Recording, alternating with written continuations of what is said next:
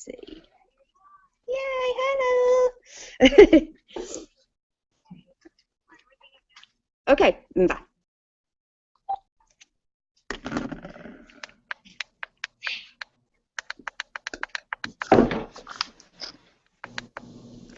Hi. Hi. Okay, this is good. So can you hear me? Yes, I can hear you fine. Okay.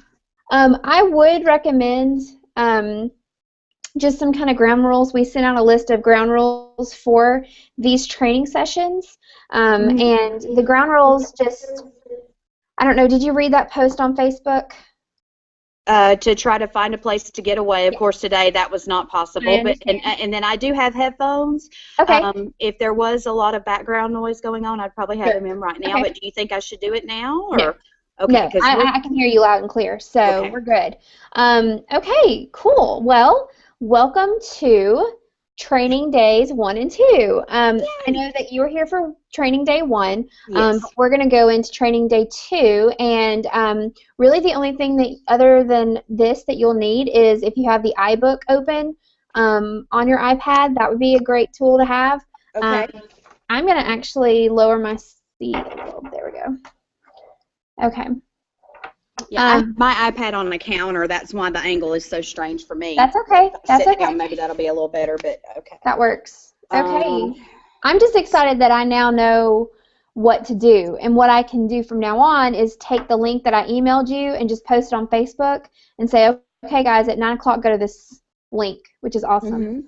So, yeah, we figured it out, and it's recording, and it's awesome. So, okay, so what we're going to do is there is going to be a lot of screen sharing, so you're going to see my screen. So if you don't have the iBook open, that's totally fine. I can share my screen, and I can show you the iBook. So we're going to start, again, with Day 2 because you've already completed Day 1, so I'm not going to make you do that. So I'm actually going to go jump over to Screen Share, and we're going to start with Day 2.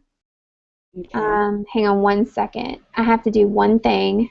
You're great. I was afraid if I went and tried to open it myself that I would knock myself out. So yeah, that's fine. I think you can do, you can do multitasking on it, and I don't think it'll kick you off. But are you able to see my screen?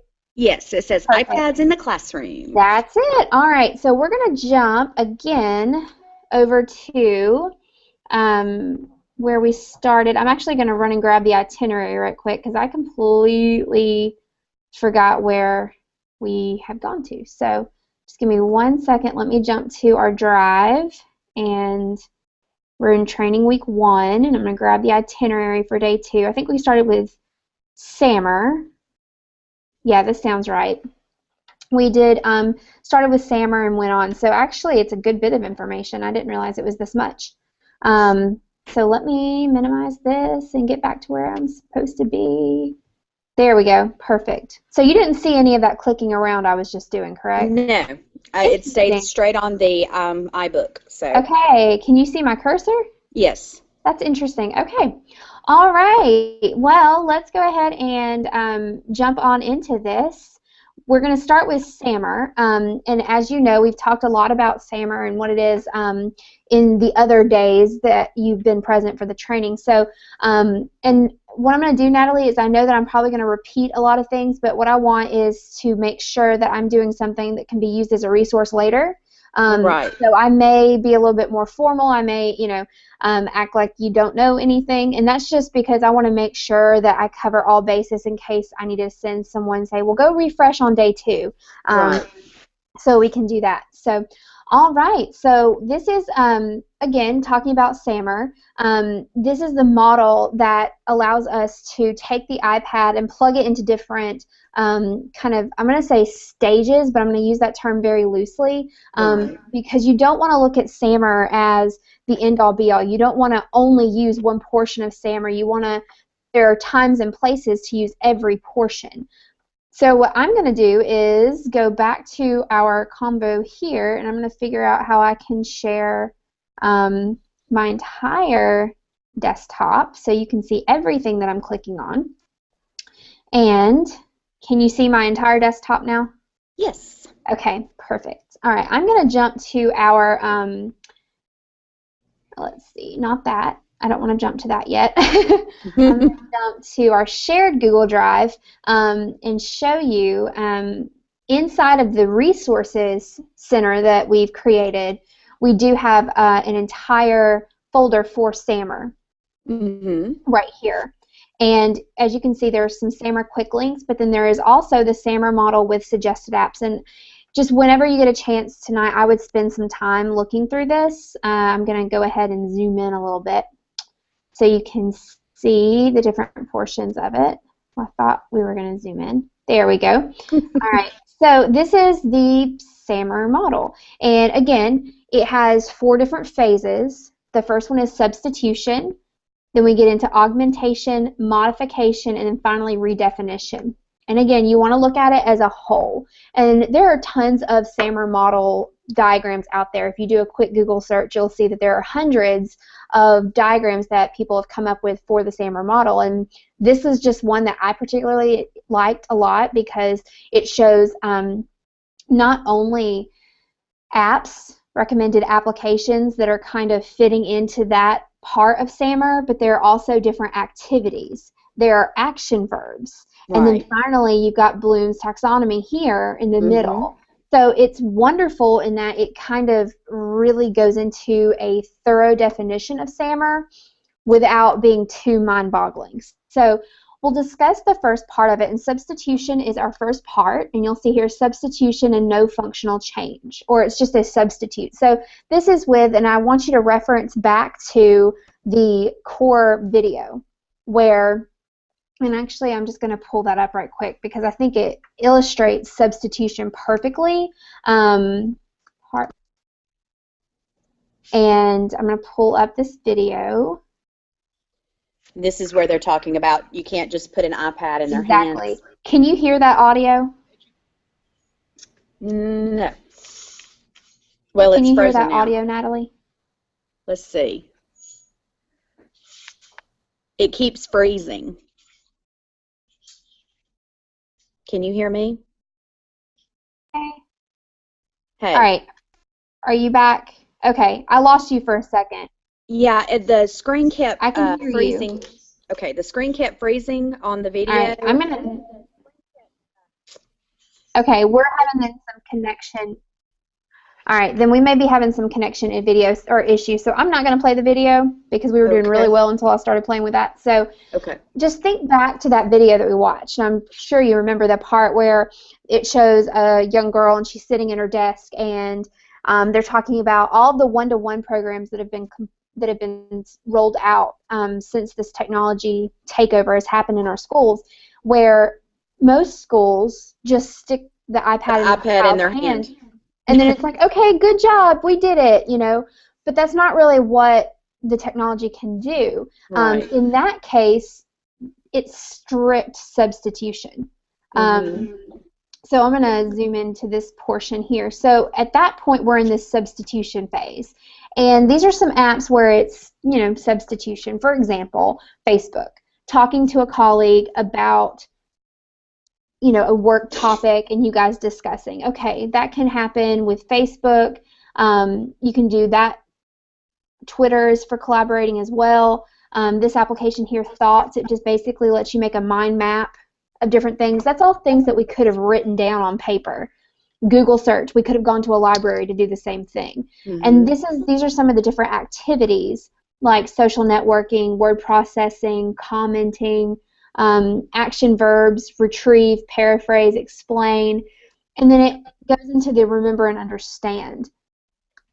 As we move along, we're getting more into the augmentation, where we have this section here, this section here for apply. And augmentation is all about, okay, so we're going to substitute, but there is a small functional improvement. So things, for example, Evernote. Evernote is a great note-taking application, but you also have things on Evernote where you can make checklists and you can have photos added, those kinds of things. Explain Everything, as we've played with, is a whiteboard emulator where you can use your iPad as the whiteboard.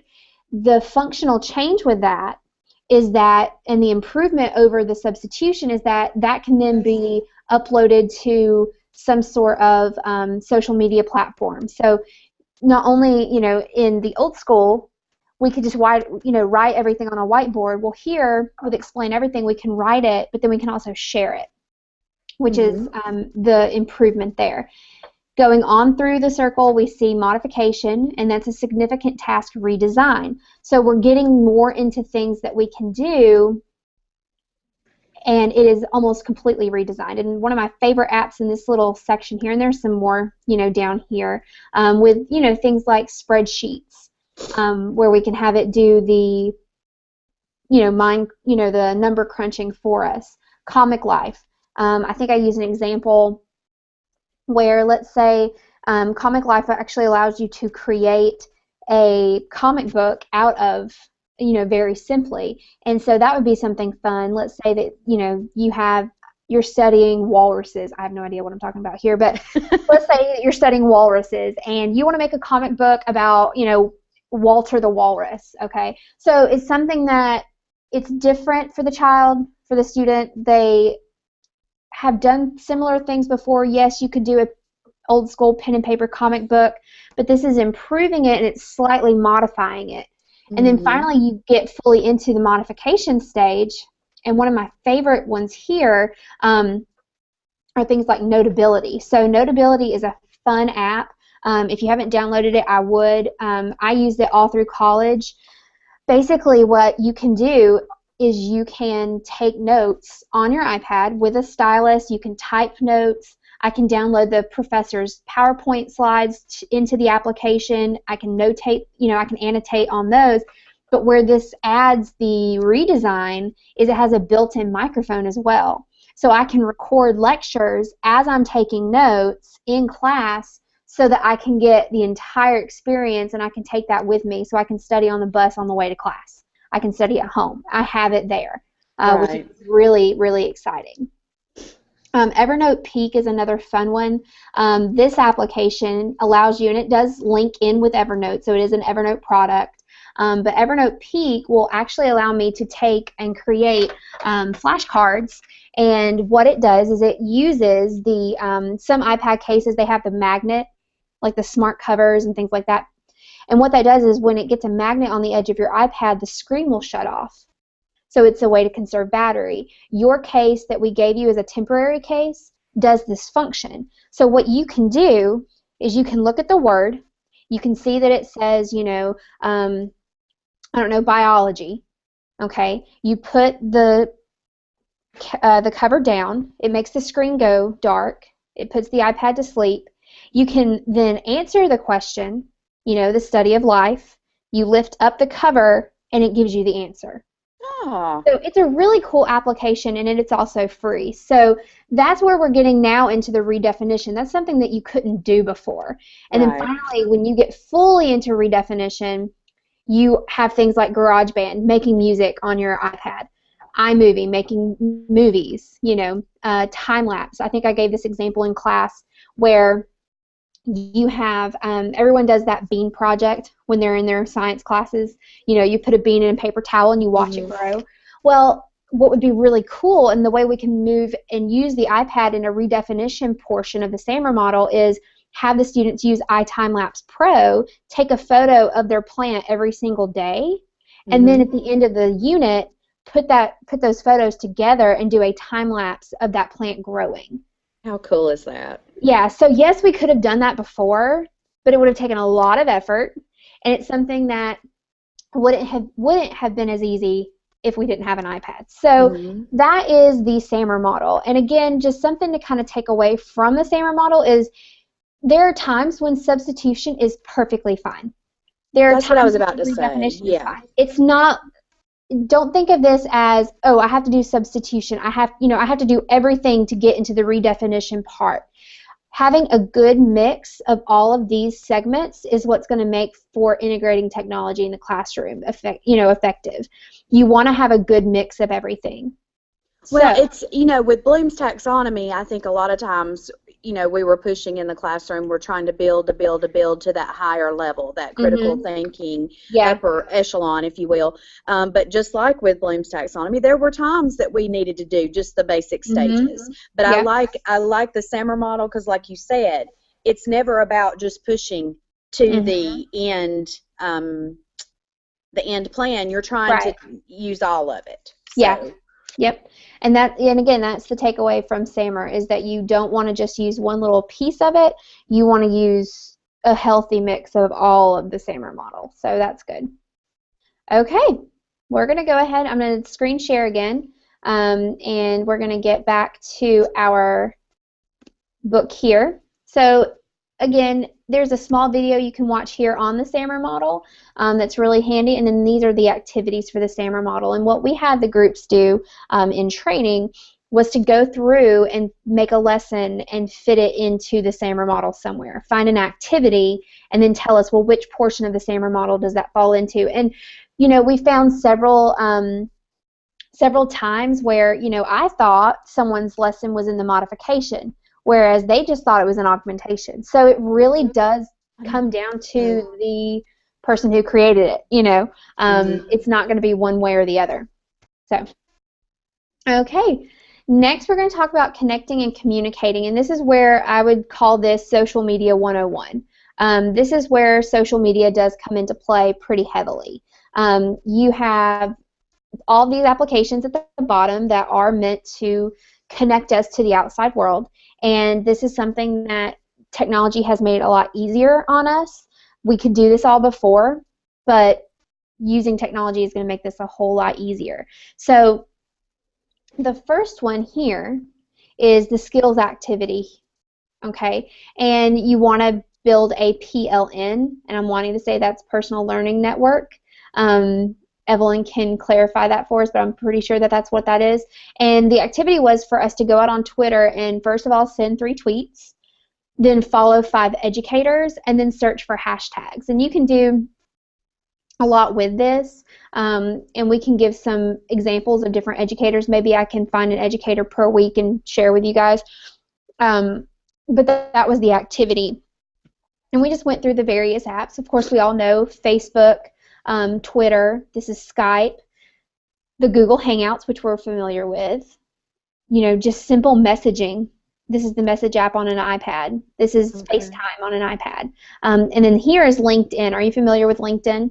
Yes, and I have been adding a couple of contacts and such, but I'm not as familiar with that as I am, of course, Facebook. So.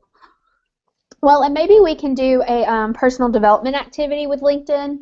Okay. And the reason why I say that is because, and this is speaking a few years ago when LinkedIn first came on the scene, it was meant to be a professional Facebook, basically. And now it's becoming more like Facebook. My grandmother added me on LinkedIn and started endorsing me for things because that's how it works, is that you go into the website, and if someone, let's say that I've worked with you and I know that you have great communication skills, I can endorse you for communication skills, and that would just validate it on your digital resume that you can have on LinkedIn. So it's really, you know, the premise is really awesome, and it's meant for you to be able to network with professionals, which as a teacher I think is extremely important. You can add any of the people that you're going to be working with in your schools. You can add that to your LinkedIn account. They can endorse you, and that'll just add validity to your resume. However, on this other side, again, is it's becoming more like a catch-all social media outlet where, again, my grandmother added me and started endorsing me, and I just wanted to ask, how do you know I know this, you know? So, I mean, I just didn't understand it, but she meant well, and I just didn't add her on my LinkedIn. So you want to be very careful about who you do add. And again, this is where you want to make sure you keep your digital resume updated. The nice thing is, and I did this when, you know, working for Apple, I would go in and search prospective employees and look at what they've done, where they've worked, and those kinds of things, just to kind of see their LinkedIn account. So it is something important that I think professionally we need to kind of start keeping updated, and I would add anything that you've done in the schools or that you will be doing in the schools because of this program. This little guy over here is Edmodo, and we've talked a little bit about Edmodo. Are you familiar with it? I'm very familiar with Edmodo because my daughters both had to do activities and quizzes this past year on Edmodo. Perfect. So. Okay. Yep. So Edmodo is just a social media based. It's very similar to Facebook, but it is an LMS, a learning management software that teachers can use to set up classrooms, and it's free. It's user-friendly, so instead of using, JSU and then Oxford, where I taught, used Blackboard. And Blackboard's very expensive, but you get what you pay for because there were a lot of great little, perks and upgrades that Edmodo doesn't have. But Edmodo is just a great free option if teachers would like to put their content on the web for their students. Okay? Any questions so far on connecting? No, and I made sure to make a note that we were going to talk maybe about a personal development regarding LinkedIn, so we'll make sure to come back to that. But so far, everything's good. Perfect. Okay, and again, I know that you are about 30 minutes away from having to open or get stuff open. If you would like to, just any moment that you have, that you would like to step away, because I am recording this for future purposes, if you just want to mute your microphone and do what you need to do and then jump back, I'm just going to keep on talking. Okay. And then what's nice is this is going to record onto YouTube, so you can go back and watch what I've said. So you're not going to really miss anything. Right. And to mute my microphone, I go up at the top. Up at the top, it should have a little microphone with a slash through it. I don't know exactly on your iPad where that would be. Okay. I'm going to go to mine right quick just to see. I know where I put that. No, I don't know where I put that. Huh. Okay. Okay, let me look and see. It should be, it should be over on... Okay, I found it. Let me see if this works. Hold on just a second. Can you hear me? Yeah, I can hear you. Oh, well, poo. Yeah, it should be a little microphone with a little thing through it, like a swipe. I'm trying. I mean, all that's on my screen. Oh, wait. There we go.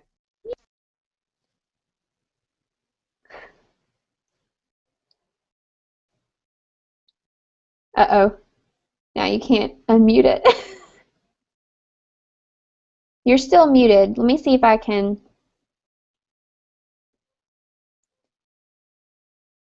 Uh-oh.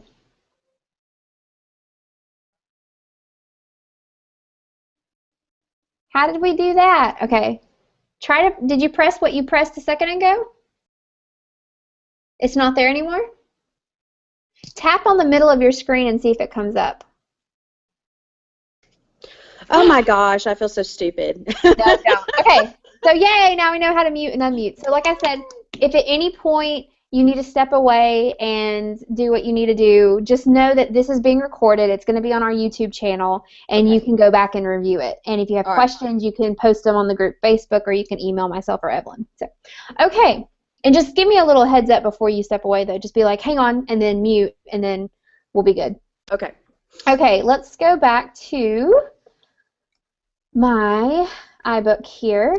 I'm actually going to pull that drawer in so I can get full screen. Okay, so here, going through creativity. So this is where we're getting into the fun part, and it's kind of, she broke this book down. I think it's brilliantly broken down into a good order. So we know how to connect, and we know how to, and where we can post things that we create. Well, now we're moving into, well, how do we create things to post? And there are tons of different creating applications. We're going to talk about photos first. So here the activity is all about taking and editing photos, and we just gave these little examples here. This first guy, this is actually just the camera app on your iPad. Then we move on into Photoshop Express, which is great because it edits, you can edit photos on your iOS device, so on your iPad. So you can add colors and filters, borders, those types of things. This is your photo application, the Photos app on your iPad. This is where all your photos that you create are stored.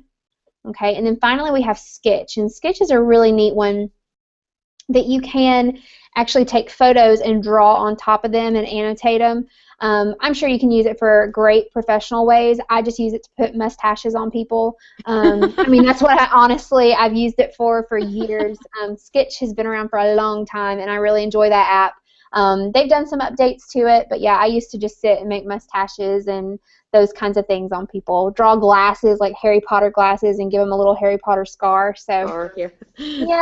So, okay. Any questions on those applications? Okay. Well, moving on. It just gives you some more activities here that you can do, things like crop and straighten, rotate, and flip. So what I would do is after we finish the session today, I would go through and just use these applications, play around with them. And again, Photoshop, I'm wanting to say Express is free. I know that Sketch is a free app, but I'm wanting to say that there's a price for Express. I could be completely wrong, though. So, okay. I want to see where she put, hang on one second. Okay, I don't see them here, so I'm actually going to pull them up on my, yeah, I don't see where she has. Okay, speaking of creativity, let me go through right quick. I'm going to pull my screen up on here. I'm going to stop screencasting for a second. Let's talk about movie making, because that's another big component of this. Is that you want to be able to make movies, and this was in the redefinition, well, the modification / redefinition section of SAMR. And so on my iPad, and I know you can totally see this, but I have several different folders. I keep my apps in folders. I organize them just because I want to make sure that I can easily navigate to a application that I need. I have them like the Learn folder here. It has applications. Lynda.com, their video tutorials. Khan Academy is free. You can learn concepts like tons of different topics. I use it for keeping refreshed on my business courses. iTunes U is free. TED, of course, TED Talks. They're there. I have an entire folder of all the LMS / assessment applications that I have on my iPad. So I keep them grouped by what they are. And so show and tell is the presentations, documents for creating documents here. And then finally I have create. So these are the things that you can actually use to create things. And we have iMovie. Were you there on the day that we played with iMovie? Yes. Perfect. Okay. So iMovie is great because it's free. That's the first one. And it's fairly simple to use, and you have a lot of tools at your disposal to make a very nice and professional movie. There are other ones out there that you can use for movie production. Those are just the ones that almost everyone uses iMovie, just because of those reasons I mentioned earlier. Okay, cool. All right, well, let me jump back. I'm going to take this off of me and put it back onto the desktop. Alrighty. Okay, so those are the different creativity folders. Next are presentations. And again, with presentations, this is using things like Prezi, Haiku Deck, ThingLink, which is really fun. And you were present for this as well, weren't you? Mm-hmm. Okay, all right, great. So what we may do, just because since you've been through all of this, we're just going to kind of go through a little more quickly. Is that okay with you? That's fine, yeah. Okay, because I don't think we need to, because you came in, I was thinking for whatever reason. Now, ThingLink, they went over a lot when Dr. King was with us, so that might be what you're thinking. As far as Prezi, Haiku Deck, and all that, that had to be day 2 because I don't really know a whole lot about that. Okay, so. All right, well then that's great. So now I know where we are. Okay, so ThingLink, as you discovered, is you take an image, you can add a little point on that image, and you can have it come up with a video or some information. You can have it come up with things. Prezi, Haiku Deck, and Kino are all presentation creators, and they're traditional presentations. The nice thing about Prezi is that it is a web-based presentations program. All right, so it does need internet access, and the way it works is with Prezi is it makes presentations that are more almost 3D and interactive.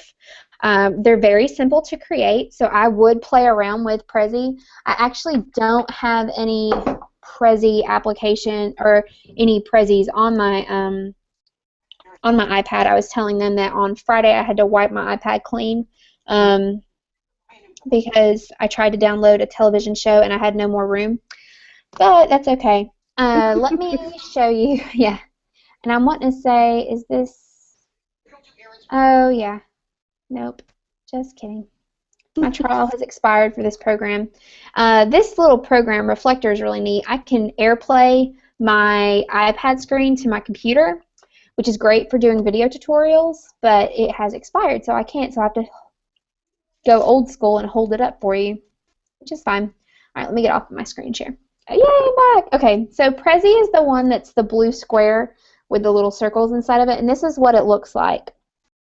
And it's very simple, you know, tap to edit. So I'm going to tap here to put in a title, and I'm going to call it Welcome.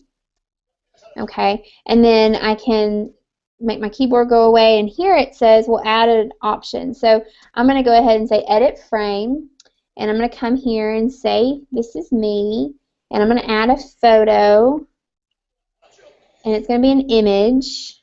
And what's nice is I can do a Flickr image search. I can take a photo, or I can choose an existing photo, and it comes up and says, are you sure you want your camera to have access? Oh, I forgot I took off all my pictures, so I'm going to have to take a photo. So I'm actually going to take a photo of you. Okay. All right, I'm going to use that photo.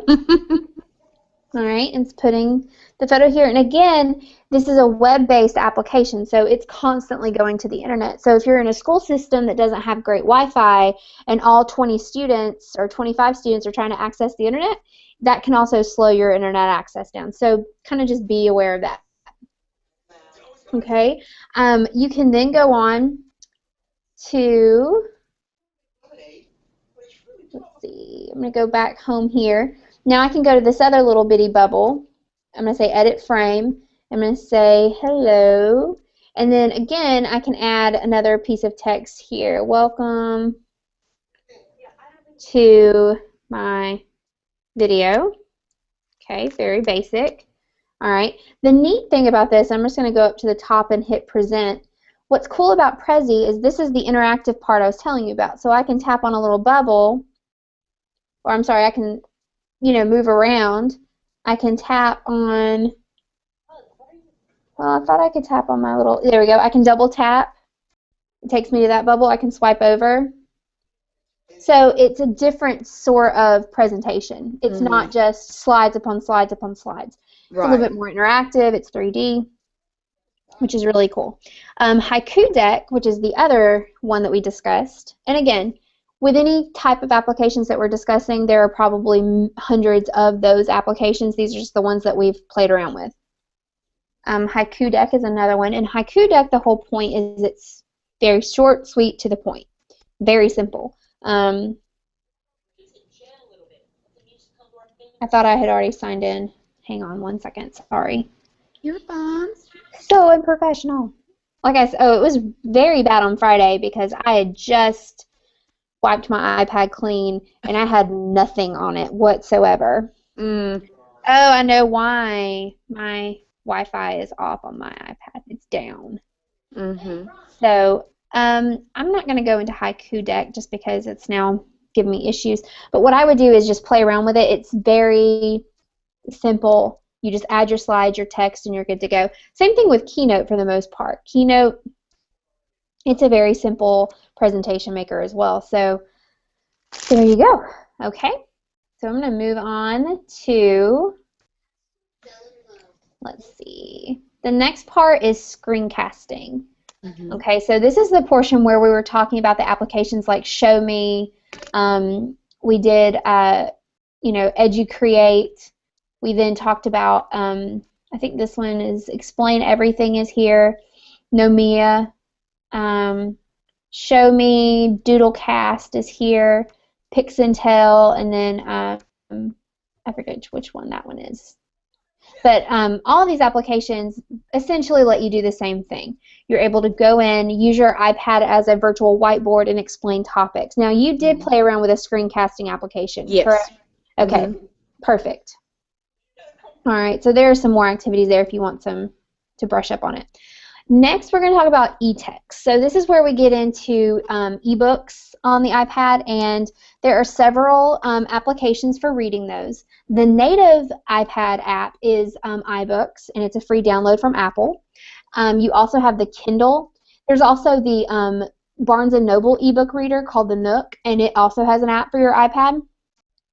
So there are tons of different ebook readers out there. It just kind of depends on which one you prefer. Okay. The benefit of all these ebook readers is you can add PDFs to iBooks, which is very helpful. So if your teacher finds some supplemental material to her teachings and it's a PDF, they can send those to the iPad to be read on the iPad via iBooks. So that's extremely helpful. One of the benefits that I like over of using iBooks is that the application that I'm actually in right now on my Mac is called iBooks Author. Okay, it's a free application. It's from Apple, and it allows you to create iBooks. Okay, and that's how Evelyn actually created your iBook here. You have your iBook ready to go. You can either publish it to the iTunes store, where it can be in the public domain and anyone can download it. Or you can just preview it to the device, and this is where, let's say that your teacher wants to make a quiz booklet. She just basically wants to make a book of quizzes that can supplement her textbook. Okay, there are two different methods. They can create it here in iBooks and publish it to the iTunes store. Publishing it sends it out to review from Apple. Apple reviews it, checks to see if it has any kind of explicit material or copyright material, and then they make a judgment and they put it on the iBook store. And it's a very long process and it's an ordeal. Or you can just simply go to preview. Okay, now preview is the method that I would use if your teacher has created content and they want to dump it onto the iPad. It's a very simple process. All you have to do is make sure that iBooks is running on the iPad, so make sure it's open. You connect your cable, you tap on preview, and it pops up here and says,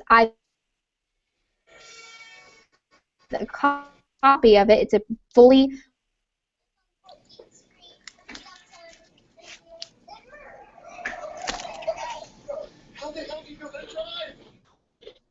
I can't hear you anymore, Candace.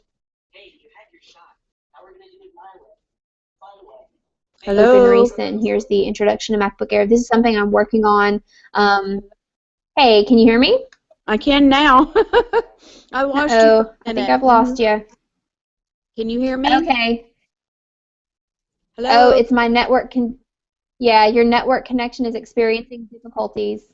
Hey, can you hear me? I can. Yes. I'm good? Okay.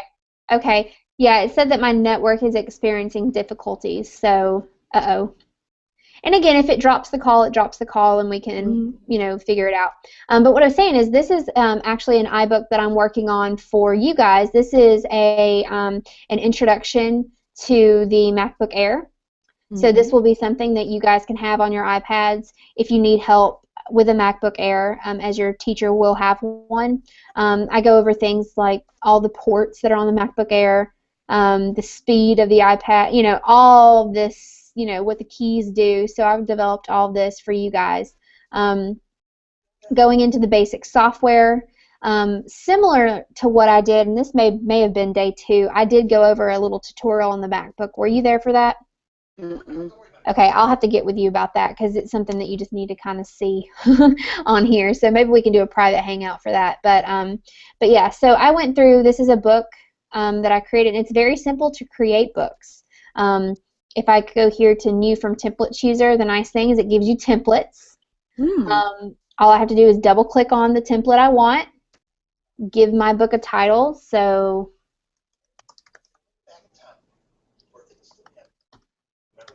okay, so I come in here and there we go. I can even come in here and drop a photo if I want to. So I can go to media here and any picture. So this is me eating a yummy popsicle, okay? So I can just drag and drop whatever I want. I can even add intro media, so if there's like a video that the teacher wants to put there at the very beginning, kind of discussing this book, they can do that. And then you just come in here, here's chapter 1. So, wow. So neat. Yeah, and there you go. And it's just, they can do things like that. The really neat thing that iBooks allows you to do is, I'm just going to add a blank page just to show you this. Over here we have widgets. Now widgets are different items that they can do. So let's say your teacher has created supplemental material, something else they want their students to know that wasn't in the original text. Or let's say that they just want to create a review.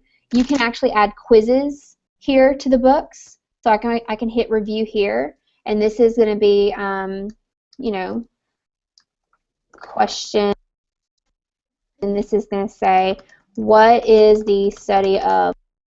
Okay, and then you can come in here and you can say, you know, anatomy, and then you can say biology, and then you can go in and say astrology, and then astronomy. Okay, and you would choose the correct answer. And now that question's there. If I want to add another question, just come down here and hit the plus sign, and here are the different types of questions. I can do a multiple choice where they have to select the correct picture. So it's really, really neat. And I'll show you. I'm going to go ahead and don't save that. I can show you quickly. I think I have, let me jump out here. I should have on, if you go to iBooks on your iPad and you search for, let's see, where do I put iBooks? So I'm here on iBooks, and here is, there we go, Life on Earth. This is an example of what you can do with an iBook. See, this is the intro media. This is a century. See, this is the intro media that I was talking about. It's a video. Great discoveries concerning life on this planet. Which is really cool. Mm-hmm. I can then say I'm done with that. And here's how the iBook looks. What's really neat is you can tap on an item, and they're not static images. So here's a video embedded in the text. We want to show you biology, just like this great So system I'm standing in is a... I can come over here to some of these. Here's another. I can see what protein looks like. I can add the lipids in there, carbohydrates. I can see what they do. Unbelievable. Here's another cool thing. I can pinch and drag this guy. So it's something that's a 3D image. Here's another video. So it's really neat. And of course, you know, being a textbook is I can come through and I can press and hold. Exit stage left. Oh, should be able to go in here. Oh, here we go. I have a notepad up at the top. And here's where I can add notes if I want to in the text. So it's a really, really neat, I just love iBooks. And if you go and search this textbook, actually, if you go in and search for this, they actually, I think it was about 2 weeks ago, all of the Life on Earth chapters, which I think there are like 7 or 8 chapters in this textbook, are free. So you can actually go and download those to your iPad and just have another. Are you teaching any, are you going to be partnering with any science teachers? Sadly, I mean, it's not. fun just to have. It's just fun to have, right, too. And again, I have it downloaded just so I can get ideas for creating my own textbooks and things. So as a literature teacher, this absolutely. Oh yeah. I mean, because we try so hard to teach strategies like reading around the text, where you go and you look at the pictures and the bolded, bold print words, and oh my goodness, how exciting is that? Oh yeah, and it's extremely fun. I mean, think about it. You could have different passages from the works that your students are reading, and then you can have a quiz alongside it. You can make a little quiz booklet to see their comprehension. So I think it's great. I love it. I love it a lot. Okay, So I'm going to jump back to my desktop again. And now we're going to go on into collaboration. So this is where we're getting more into the collaborative piece. And of course, you've used Google Drive, so we're very familiar with that. This one is called Bayboard. I believe that that's what it is. I'm not too familiar with this. This is one that Evelyn has worked with. So I would just download this app and play around with it. But apparently, it allows you to do things, you know, where you can use it as another whiteboard, collaborative projects and or presentations. So I think that would be a good, you know, just to go and look through that. Do you have any questions about collaborative before we move to productivity? Okay. Now we're into productivity, okay? And this is where we're getting into that paperless classroom model. The first one here is Shobi, and basically what it is Shobi is where you can sign, collect, and review student work on your iPad. Then you can provide feedback to the students by adding annotations, text notes, and voice notes directly on their documents. So they submit documents to you, like a Word file or a Pages file that they've typed up on their iPad, goes to you, and then you can go through and basically grade their papers. But I like that you can add voice notes, which is really nice. So you can go in and just kind of give them a quick review of that lesson if need be. Evernote is the one that I love. Evernote. If you just go onto YouTube and search for Evernote in the classroom, there are tons of videos showing how to use Evernote efficiently in the classroom. You can give students task lists. It's a great way to just keep notes, as you can create several notebooks. So your students can have a notebook for every subject and then have notes inside of that. And you can have notebooks inside of notebooks. So, you know, you can have a biology notebook and then have chapter 1's material in one notebook. It's great for organization. TinyScan is really nice, where you can take a picture of the document and save it as a PDF, which can then be emailed or added to your Evernote account. So this is one that I use, and I will just show you on your, if we go to, did I lose? Okay, so I'm going to back out of this. So if I go back to our resources, I have Training Week 2. And I have the presentation notes for Dr. King and Miss Christopher. When they came in, they gave us a handout. Well, I took the handout. I have no idea where my handout is, but I took that handout and I immediately used my TinyScan app and I created this. And so now it is digitized. I'm never going to lose it. It's here. Right. And so I would get into the habit of doing this with almost, I just made a note, you know, made a mental note to myself that any piece of paper that came across my desk, I'm going to digitize it. You don't have to have fancy scanners. I mean, look at this. It was taken with my iPad, you know, so easy. And then I could easily, because it, you know, works with TinyScan, I'm able to upload it directly to my Google Drive and not have to worry about, oh, well, where did I put that? So I love using TinyScan to try to get all the paper out of my life. Yeah. So finally, you have PDF notes. Quickly annotate and save PDFs. The cool thing about this is, let's say that I have a form that I need you to sign. It's a PDF. I email it to you. You can open it in PDF notes, sign it, save it back as a PDF, and email it to me. Cool. You don't have to print it. You don't have to sign it. It's ready to go. I love using PDF annotating apps. And there are tons of different ones. This is just one that Evelyn put on here, which is called PDF Notes, which is really cool. All right, any questions on productivity? I just can't wait to play around with a lot of this that I haven't had the opportunity to. Oh, yeah. That's the biggest thing, is playing around with it after the fact. Going through and just looking at these apps. And, again, looking for different apps. These are just 4 that we thought of, you know, off the top of our head. There are tons of these types of applications out there. All right. Talk about learning management. So this is where we get into LMS, so a learning management system or software if you prefer. There are 2 here that we discussed. The first one is Edmodo, and then finally Schoology. Starting with Edmodo, since it's a freebie, it's free. It provides safe, easy way for teachers and students to engage and collaborate for free anytime, anywhere. And the nice thing about it is it's not device specific. So Edmodo, they can get onto it. You know, if you're going to be in a BYOD, a bring your own device situation, you don't know, oh, are they going to be on a cell phone? Are they going to be on an iPad? Are they just going to be on a PC? You don't know, but with Edmodo and Schoology, it's universal. They've made them for both apps, which is really nice. So, Candace, I'm going to step away for just a moment and go ahead and start opening, and I'm muting.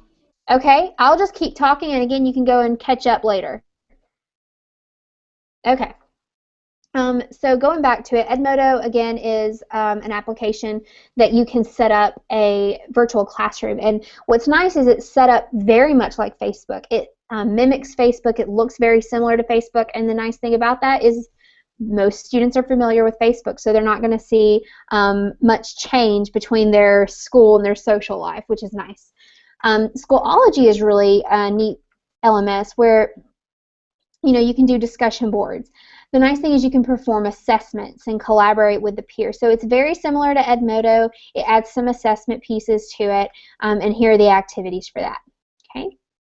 Moving on, we have accessibility, and there are tons of accessibility features with the iPad. Most of those are going to be in settings, and we have things like text-to-speech, where you can have the iPad actually speak to text, which is really a nice addition. So if you would like it to speak the text in a textbook, you can have it speak that information.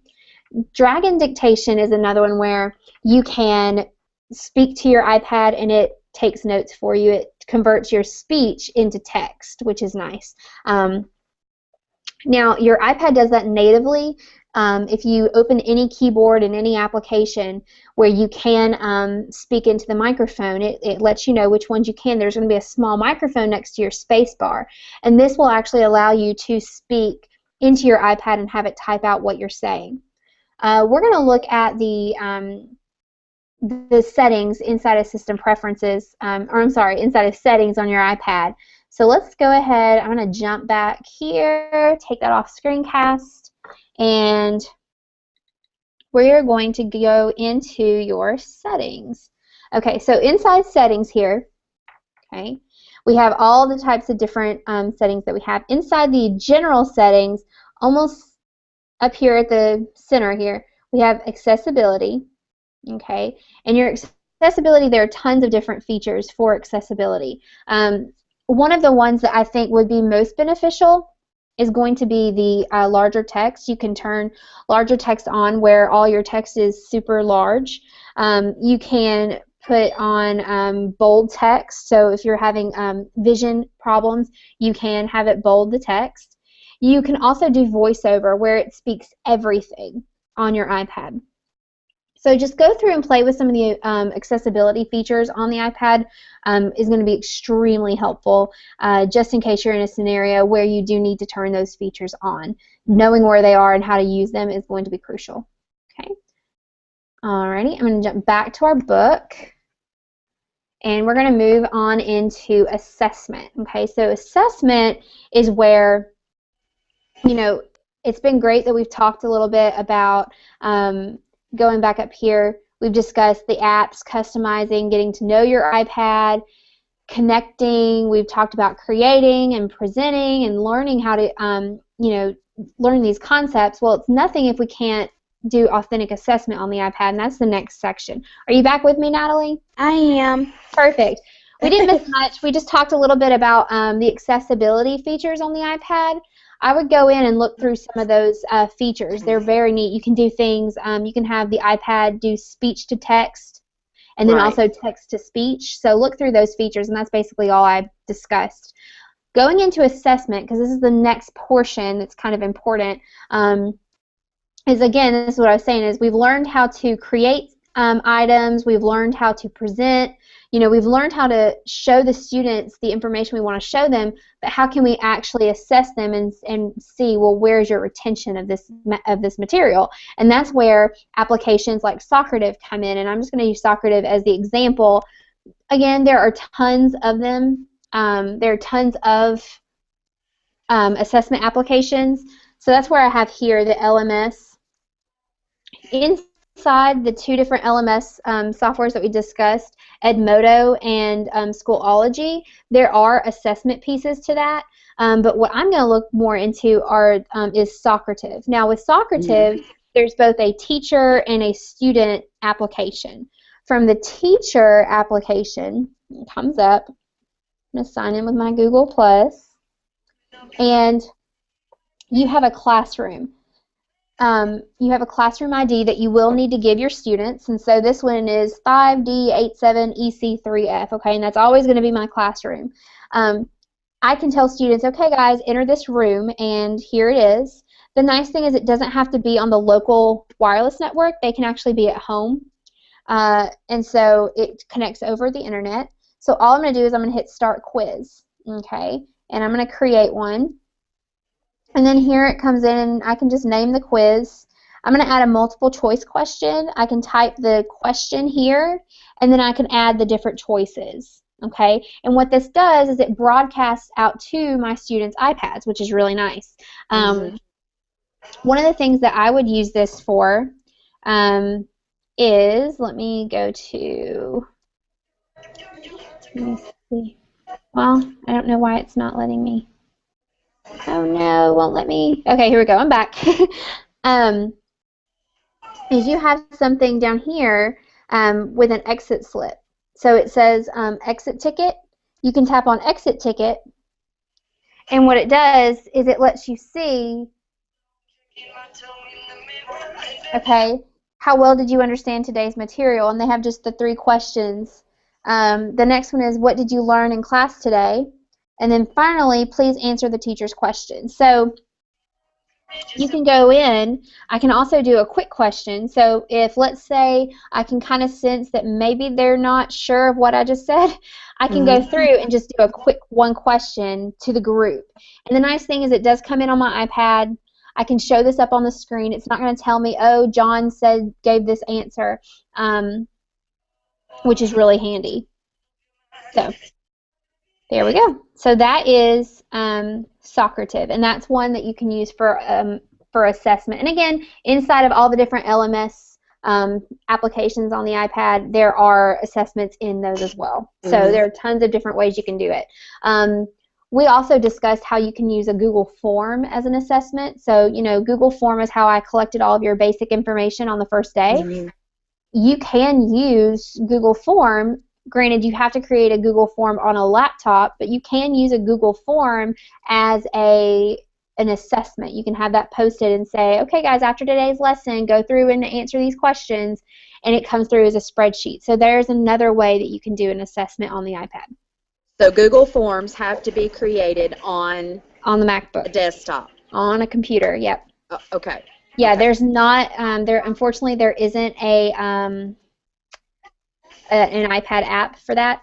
So Google Forms and Google Slides are the only 2 Google applications that do not have an iPad app. Okay. So Google Forms and Google Slides. And both of those must be created on desktop. Okay, yes. That's good to know because I didn't know that. So well, there you go. Okay, one other little piece, and then I will be finished, and we can answer any questions that you may have. Is going to be under research and reference. So again, the iPad is great for research. There are tons of different applications that allow you to do searches. There are dictionaries. There are thesauruses. There's Merriam-Webster dictionary here. EasyBib is interesting. It's a free application, and basically what it does is it looks up a book or an ISBN number, and it provides the citation in the MLA, APA, or Chicago format for the student. So if they're doing a research paper, you scan the ISBN of the book that they gathered the research from, and it gives them how to cite that particular book, which is really neat. I love it. So, granted, there's 2 schools of English teachers. There's the ones that are absolutely opposed to these types of tools, and there's teachers like me. Right. MLA format changes all the time. So to me, it's a waste of time to memorize how to do citations because they're going to move the comma and change it into a period, and EasyBib's great. And then there's another one which is not an app, but I mean you may have heard of it. It used to be called Son of Citation Machine, but I think it's called something else now. But anyway, like I said, it's not an app, but go ahead. Sorry. Well, no, if you find it, post it to the Facebook group and let's look at it because I would love to see that. Okay. So, okay, let us just kind of do a quick review. I think everything. I mean, I covered everything for day 2. What questions do you have? Whew, I'm sure I'll think of some after I get off. Okay. Yeah. But, I mean, no, you did a great job going over everything, and thankfully, day 3 when I came in, during our breaks and such, I was able to kind of catch up. So, I mean, it wasn't just completely brand new material. So. Gotcha. Okay. Well, that sounds good. All right. Well, we will check the Facebook page later. We're going to be posting some, assignments there to get your hours in for this week. And we're going to also nail down one of our tasks for this today, basically, is to nail down the schedule for sending you to your schools and doing your introductions. The issue we're having is our schools just aren't committing to letting us, meet with them. So we're having a lot of, which I understand, it's in service, it's a crazy time. Right. This is just something extra that they're going to have to do. So I totally understand where they're coming from, but still I want them to nail down a time so we can meet with them. So. Okay. If you have any questions or anything, just please let me know. I would love to answer any questions you may have. Thank you so much, Candace. I appreciate it. No problem. Have a wonderful afternoon. You too. All right, bye.